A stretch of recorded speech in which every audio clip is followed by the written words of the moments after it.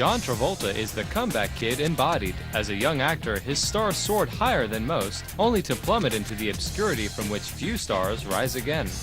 But the handsome blue-eyed charmer amazed everyone with his ability to re-emerge and reinvent himself twice.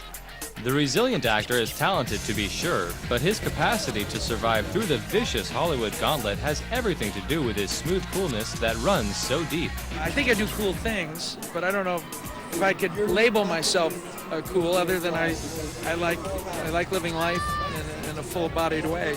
John Joseph Travolta was born the last of 6 siblings on February 18, 1954 in Englewood, New Jersey. John's inspiration for acting came from his mother, Helen, who worked as an actress and a high school drama teacher. Performing was also encouraged by John's tire salesman father, Salvatore, who assembled a small theater for his children in the family's basement. Early on, John developed a realistic attitude about acting that has served him well ever since. I was a child actor, so I'd been around it a long time. Mom, sisters, the whole works. So I had a great sense of rejection and acceptance as par for the course concept of show business. So none of this concerned me too much. Nicknamed Bone because he was such a skinny teenager, John actually took tap lessons from Gene Kelly's brother.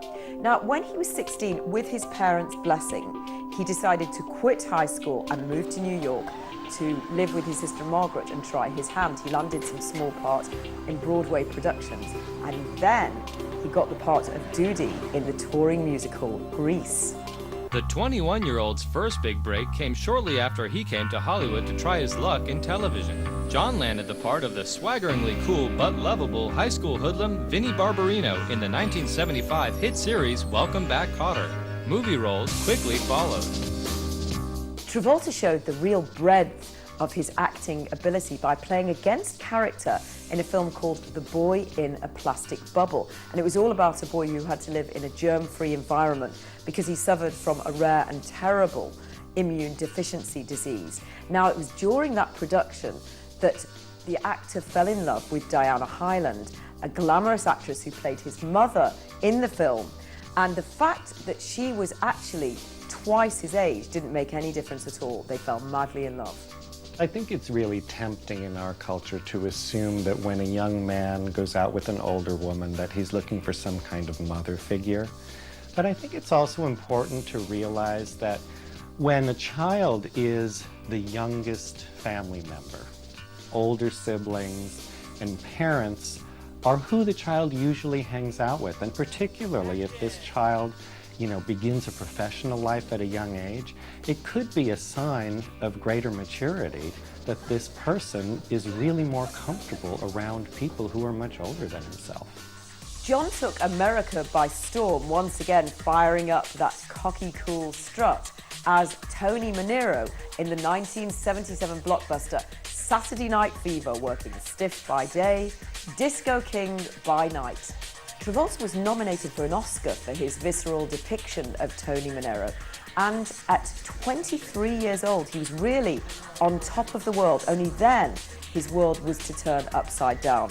The love of his life, Diana Hyland, died of breast cancer in his arms, and she was only 41.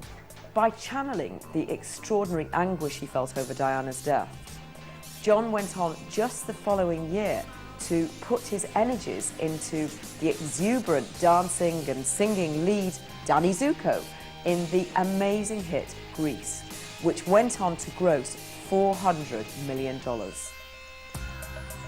And with this tremendous success came another onslaught of tremendous pain. The 24-year-old's mother, Helen, died of cancer in 1978. Well, I think grief can be a real galvanizing agent, and it can inspire us to work. But I think we could also become lost in that work because we're trying to shut out some kind of pain. We may throw ourselves into any role that's come our way, in any job. We may just look for any way to blot out that pain and perhaps find refuge in overwork. Travolta began his slow but steady descent into second-rate roles and downright flops.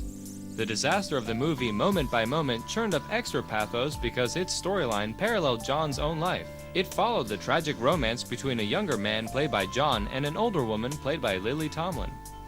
In 1981, during the shooting of director Brian De Palma's box office dud Blowout, Travolta began to suffer again from the insomnia that plagued him as a child while he waited for his mother to come home from her late-night acting jobs.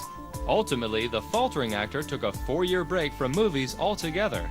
I think whenever we use some kind of behavioral method to cope with our difficult emotions, so if we throw ourselves into work, if we use some form of escapism, then those emotions are still lying there under the surface. And when we're a child who feels a lot of abandonment because our parents maybe aren't around very much, those feelings will come up again in adulthood. And death is the ultimate form of abandonment. As adults, we frequently revert to coping mechanisms that we used as a child during times of stress.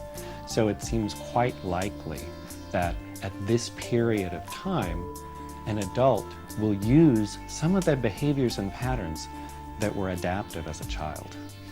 John Travolta did eventually start acting again, but he was now entering his 30s and he was still seen as the rebellious young teenager. He couldn't get any decent roles. In fact, things got so bad that the only recognition he got was a Raspberry Award for the worst actor of the 1980s.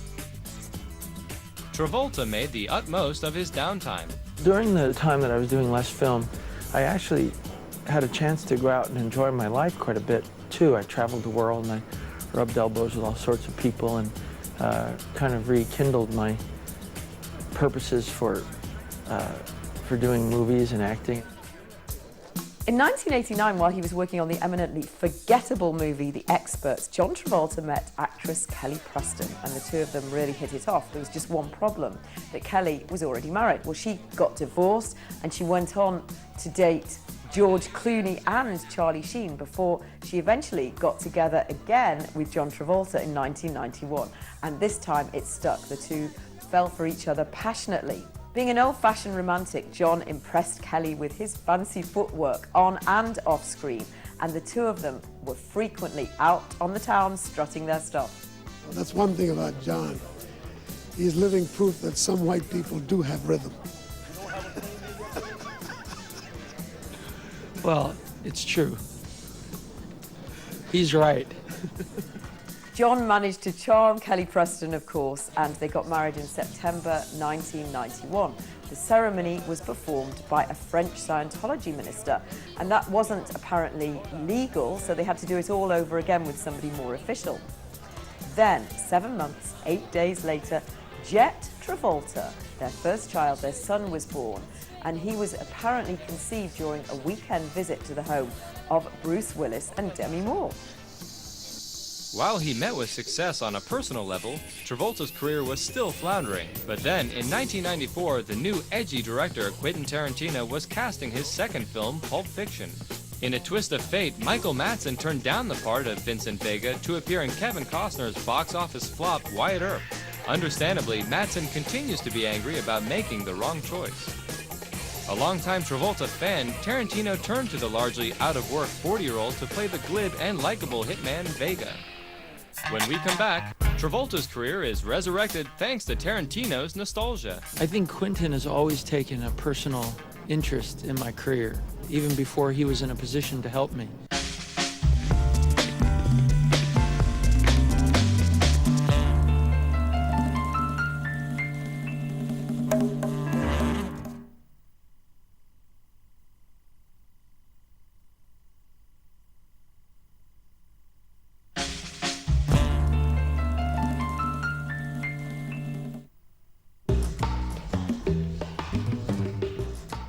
I think Quentin has always taken a personal interest in my career, even before he was in a position to help me. I was one of his favorite artists, and he couldn't wait to get to a position in his career where he could offer me work in the way that he imagined I should be. The young director's casting choice changed Travolta's life forever. Well, he just allowed me to be the actor that I knew I was, because he trusts me. Any director that lets me go and do my thing, because that's my job, is to me the smartest director. Because if you hire someone like me, you're hiring an unpredictable actor. And that's okay, but you just have to, you can't try to harness that, because it's my gift to you as a director is to do something different. So let me do it, and Quentin would let me do it. I mean, he let me do things that most directors wouldn't let me do, you know. My whole thing is to give you something different than what you would expect. And Tarantino delivered. The world was used to Travolta as a sympathetic underdog, but the actor was so good at being a bad guy that the Academy took notice of him a second time. I'm enjoying this more than I've ever enjoyed anything. I don't know, I just think I appreciate the idea that it's so difficult to get. I mean, I think when I first got nominated, I thought it would happen every year. You know, I thought that if I did well, and then 17 years went by, and this is the second one, I thought, okay, this is like, you have to do something really outstanding to get this. It's not just, you know, do a professional job, it's beyond that. So I'm more appreciative of it. John did not win the Oscar, but his newfound fame continued. Even the international community recognized the new shine on John Travolta's star. Pulp Fiction won the Palme d'Or at the Cannes Film Festival in 1995. We won the Palme d'Or in France. I knew that things would never be the same again. You could feel it. You could feel it in the air. There was a seriousness about that movie. In Saturday Night Fever, my performance changed the world. In Pulp Fiction, the movie changed film forever. So I was part of two very important parts of history. At this point in my life, 10 years ago, it was more important to be part of a film that changed film history, because it would keep you in films forever. And I wouldn't be talking to you right now if it weren't for that movie. Travolta attributes his comeback to more than just luck. I think stick-to-itiveness and tenacity has a lot to do with it. I think, believe it or not, a somewhat of an ethical life has something to do with it in the long run. May not look like in the short run, but in the long run. You know, if you have trouble with drugs or alcohol or, you know, any kind of addictive thing that could get in the way, you know, I think there are a myriad of ways to get in the way of what you want. You have to have the talent as well to parallel the stick-to-itiveness and the tenaciousness along with clean. I mean, there's a lot to it to try to, in any profession. I mean, it's not just movies. I mean, you know, let's face it. I think by the time I got my so-called comeback with Pulp Fiction, I was ready to entertain again in a very big way and had learned a lot from the time that I was a little more, less busy. Though he was only paid $140,000 for his appearance in Pulp Fiction, suddenly Travolta was a $20 million man. Offers were pouring in. The streetwise teenager pigeonhole had been blown apart. Much to his surprise, the veteran actor was being offered the parts in action films, often as villains. It's a puzzlement to me because it clearly started after Pulp Fiction, but I would have never predicted it, basically. But after a few movies where it really was making the audience happy to see me in that kind of thing, it felt like, okay, well, that's what you do then when you feel inspired to do so, you know, because it's something that's wanted and needed. I've had fun always when I play. In Face Off I had fun, and in Broken Arrow I had fun, and I certainly had fun in this. Because they are bigger than life in some ways. Travolta may have found new life in playing bad guys, but this time around he wasn't limited to one kind of character. Travolta was also well-loved in Get Shorty, playing Chili Palmer, a Shylock-turned-naive movie producer. Well, the only take on Hollywood that I have in common with Chili Palmer is probably the idea that I can have it or not have it, kind of take it or leave it. I love it, and I want it, but I don't kind of have a frantic feeling about it. And he's very cool, and I think probably throughout the years I've been very cool about my attitude towards Hollywood. From Vinnie Barbarino to Tony Manero to Vincent Vega to Chili Palmer. The transition of mainstreaming John Travolta was completed when he landed the role of the President of the United States in Primary Colors. And when he talks about his role in that film, it's almost as though he's talking about his own career path. It's a nice and honest, I think, assertion of the political scene, you know, what it takes to get to the top, and once you get there, you can do something good with it. But on the way, there's some interesting turns that one has to take. Travolta continued to be very successful, although what's interesting is that he managed to turn down a number of plum roles and inadvertently ended up jump-starting the careers of Tom Hanks and Richard Gere. He rejected Splash, Days of Heaven, American Gigolo, Officer and a Gentleman, and Apollo 13, and his reasoning for turning down these roles was rather dubious. I was offered a movie called Officer and a Gentleman years ago. And one of the reasons I didn't want to do it is because the guy only trained to be a pilot, he never got to be one. So I was very upset with the whole idea. I was like, well, you mean, I said, can you add a part where he actually gets to fly the jet and he buzzes the school or something, you know? And you know, it's about something else. Travolta's new challenge would be to keep his regained recognition as a box office draw. The actor's staying power was seriously tested by starring in and producing Battlefield Earth, a film based on the teaching of Scientology founder L. Ron Hubbard. The $70 million sci-fi action film should have been good, but it sank at the box office and the comeback kid went down with the ship. With ticket sales barely covering the cost of Travolta's inflated salary, Hollywood was having a hard time justifying his enormous fee. Thus began Travolta's second descent into semi-obscurity.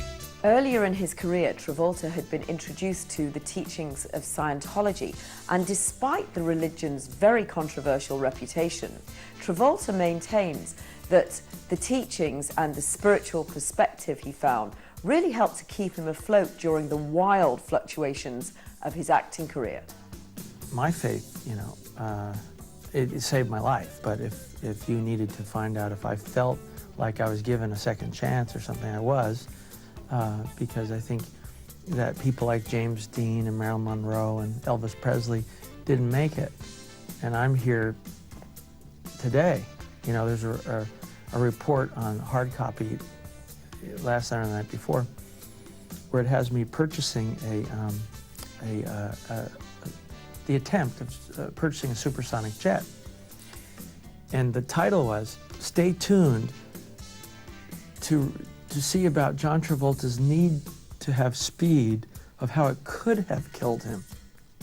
Now, could have is the operative phrase there, okay? 40 years ago, James Dean died in a car crash. Marilyn Monroe died of an overdose. Elvis died. But, you know, now they're writing titles about how I could have died, you see what I mean? And I much prefer that.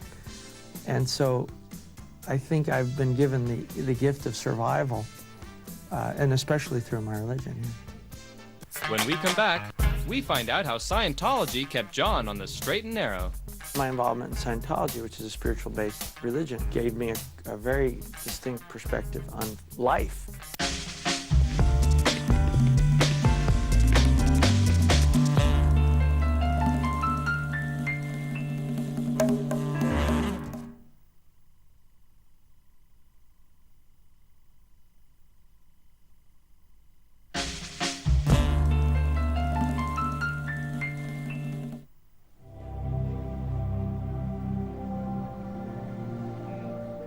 My involvement in Scientology, which is a spiritual-based religion, gave me a very distinct perspective on life, which carried over into my reaction to show business. So, you know, I definitely had a different feeling than almost anybody did have on Hollywood.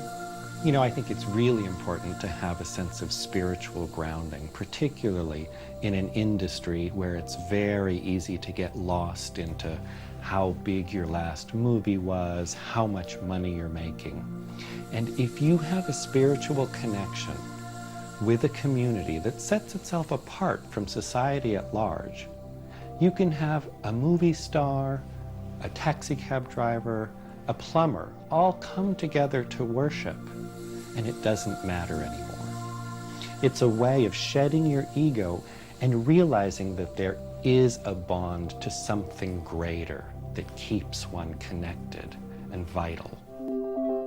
On April 3rd, 2000, Ella Blue was born to Kelly and John Travolta. The second-time father had no trouble putting his priorities in place. Travolta reveals some of the benefits of having some spare time on his hands when the movie offers are slow. I spend as much time with my wife and my son as my dad did with me and my mother. So I kind of have a normal time schedule with my family versus an unusual, which would have been full-time, like I did the first 2 years of my son's life. Spent all day, every day with him and my wife, and that was fabulous, but it was probably unreal because that wasn't the way it was going to be if I wanted to make a living anyway. Travolta admits that he's very overprotective of his children. He loves them madly, and he has to know where they are at every minute of the day. In fact, he said that when they're flying on a plane, and on the odd times that he's not the pilot, he phones them every 5 minutes. He has to know that they're safe. And he says that he realizes he's overcompensating because he was so unhappy when he was separated from his own parents when he left home at 16. And you never do an interview with Travolta without him mentioning proudly his children and what they're up to. I'm a dad, you know, and I think that because the case involved children, you can't help but identify with what's happening to these